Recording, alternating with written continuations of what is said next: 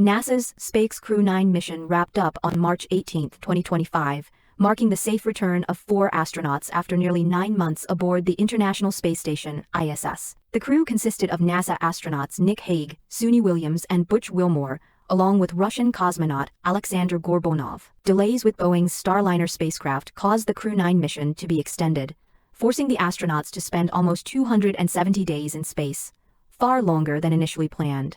That's about 9 months, or roughly a full Earth year in the life of someone living on the ISS. On the afternoon of March 18th, the Crew-Dragon spacecraft, named Freedom, undocked from the space station and began its journey home. After performing a deorbit burn, which essentially slows the spacecraft down enough for it to fall back to Earth, it splashed down in the Gulf of Mexico near Tallahassee, Florida. The timing of it all, returning safely to Earth in the late afternoon, was perfect for watching the final moments unfold. It's always a little surreal when astronauts return from space. These missions are high stakes, and the process of re-entry is one of the most intense parts of the journey. The capsule re-entered the atmosphere, with temperatures outside reaching thousands of degrees. But the Crew Dragon's heat shield did its job, protecting the astronauts inside as they experienced the extreme G-forces of re-entry. What's even more heartwarming is how the dolphins decided to make an appearance after splashdown, swimming close to the capsule as if to greet the astronauts back home.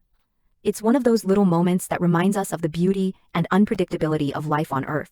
After spending so much time in the silence of space, it's nice to return to something familiar, even if it's just a few curious dolphins. Upon recovery, the astronauts were taken by boat to shore, where they were greeted by their families and medical teams.